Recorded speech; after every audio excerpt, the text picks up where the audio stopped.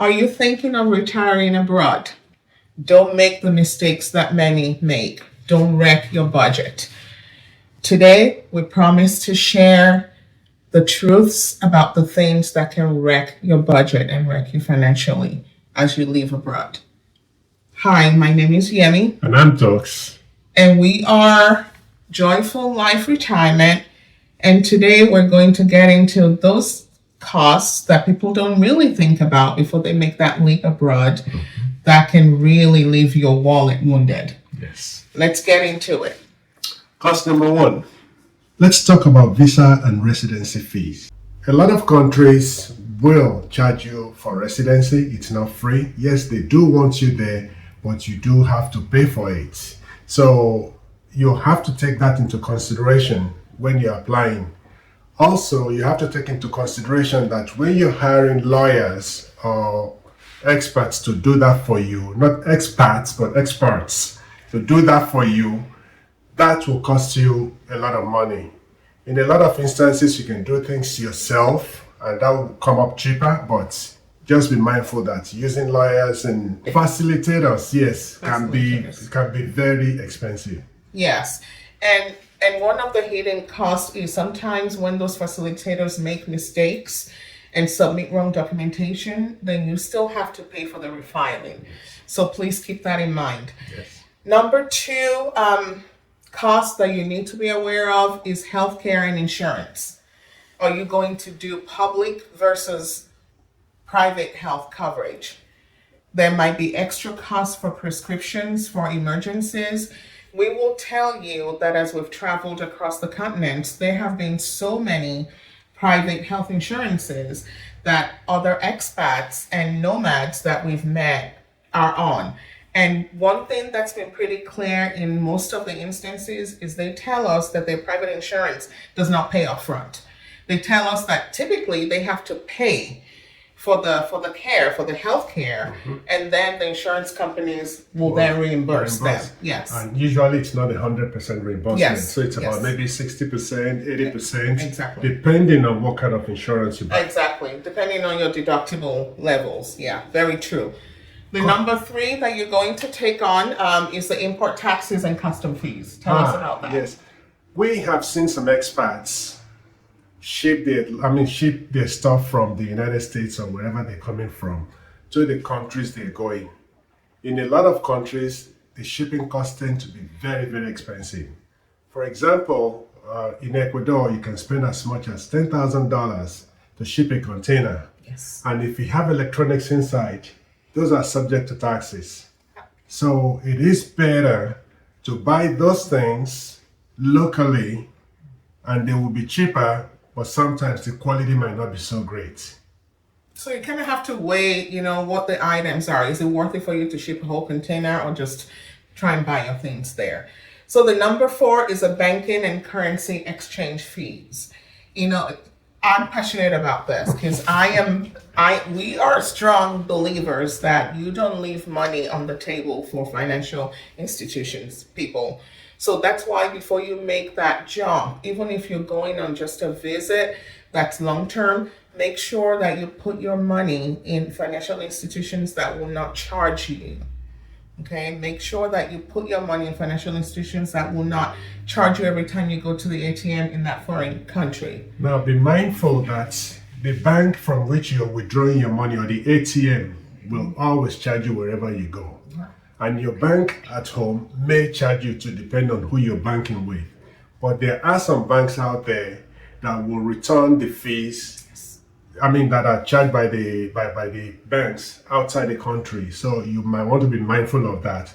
And you also want to be mindful of the exchange rates because it varies from place to place and you're never going to get the same rate. Even in the same country, if you go to two different banks, you will get different rates. So true. And it's different from when you're at the airport or the exchange market or wherever you go. So be mindful that it will creep up in terms of cost. Yes, please. And don't jump into that crowd of retirees and travels that are steadily losing money daily without even realizing it. Yeah. We did a video a while ago about financial institutions that would help curtail this cost. We'll put the link in the description. Make sure you hop onto it and watch that. Going on to number 5, housing deposits and utilities setup.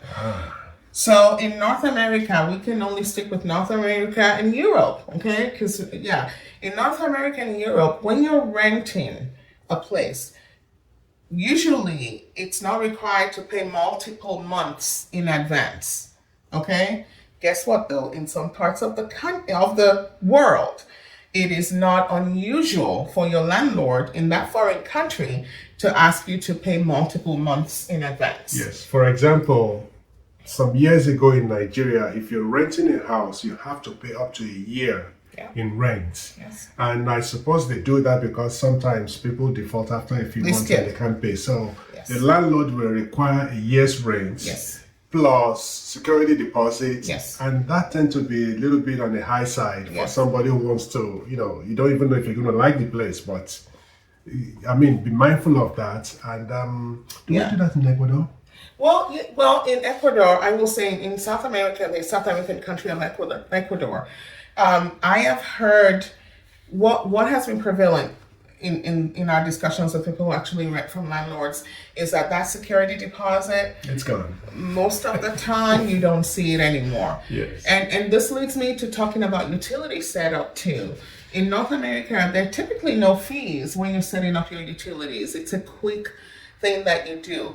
Also in North America and in Europe, we typically don't have to worry about somebody else tapping into your utilities. I mean, we know and we've heard of expats that they've paid high fees on electricity for years, not knowing that they were paying for somebody else's electricity too. So just do your due diligence, please. Okay. Yes. And also there's that thing about the expat premium pricing.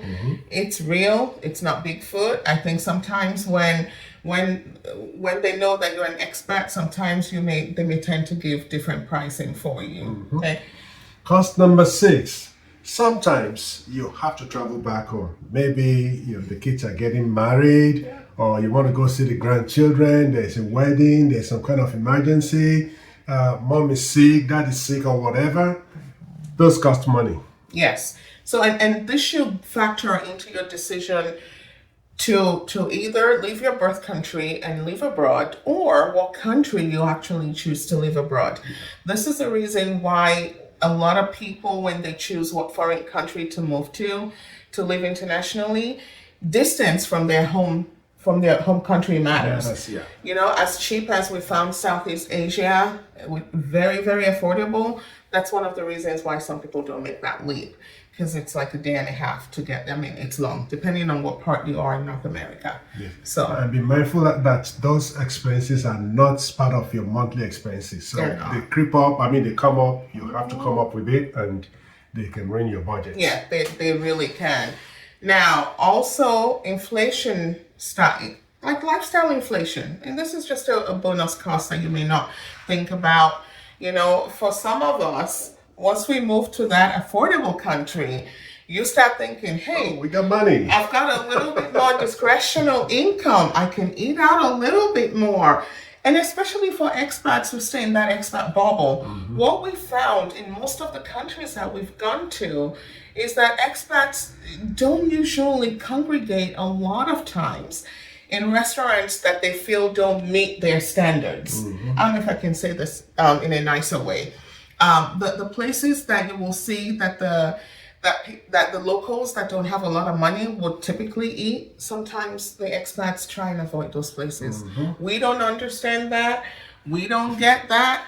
But that's what most people do. I mean, for example, let's give you a real example of South American country of Ecuador. When you go to the mercados, most of the mercados across, you go to the Andes or the coast, most of the mercados will have like a food court. That's what we'll call it in North America, right? And the food there, I can guarantee, is always cheap. Yeah. Always affordable. We don't usually see a lot of expats eating in those places. They don't. And be mindful that if you go to places where only expats eat, the food is bound to be more expensive. We can guarantee it. Yes. We can guarantee that. So yeah. So you take your pick. Do you only want to go to places that expats deem meets their requirements. We don't have those requirements. No, we do not. No, we like to mingle. Let's go down to where the real, more of the locals are eating. So that's what we like to do. If you go shopping, for example, and you only shop in big stores where you have foreign made goods, you will pay more for that. We tend to buy local when we can. Yes, we do. We eat what the locals eat. Yes, we do. And we cook what they cook too. So, Yes, we do. We really do. I mean, he's learned to cook some Latin American dishes. Maybe one day we'll do a video of that. I know. We'll put him on the spot. Wonderful. Now, the big and hidden costs. Please don't let this stop you. Go on ahead with your planning. Go on ahead and plan and create an itinerary for you to thrive living abroad. Yeah. It's doable. We're living proof of that. Okay. Yeah, just be smart in your planning. Yes. Go on ahead and hit that subscribe button for us. Push that notification bell. You don't want to miss what's to come. We have tons of tea about traveling and living abroad for your benefit. Go on ahead and share this video with anyone that you might think might benefit from it, please. And stick around for the next video.